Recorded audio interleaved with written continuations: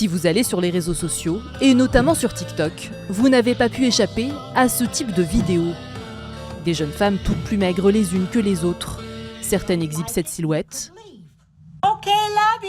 D'autres documentent le comptage de leurs calories, en mettant en scène leurs différents repas. Cette tendance s'appelle le skinny talk, contraction de skinny, littéralement maigre en anglais, et de TikTok, réseau social sur lequel on la retrouve le plus. Ces jeunes filles rencontrées à Lille cet après-midi sont assez critiques.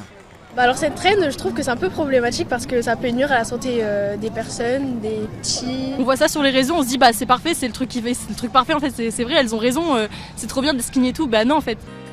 Sur les podiums des défilés, l'inclusivité prônée ces dernières années paraît bien loin. Des stars comme la chanteuse Ariana Grande aussi ont perdu pas mal de kilos en l'espace de quelques années.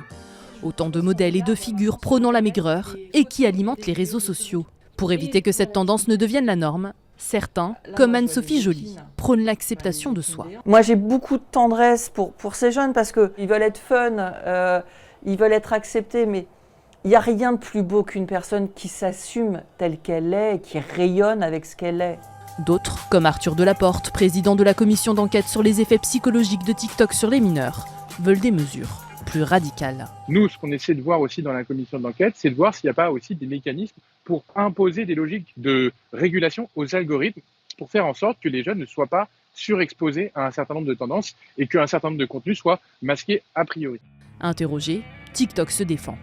Nous avons mis en place des règles strictes contre le body shaming et les comportements dangereux liés à la perte de poids.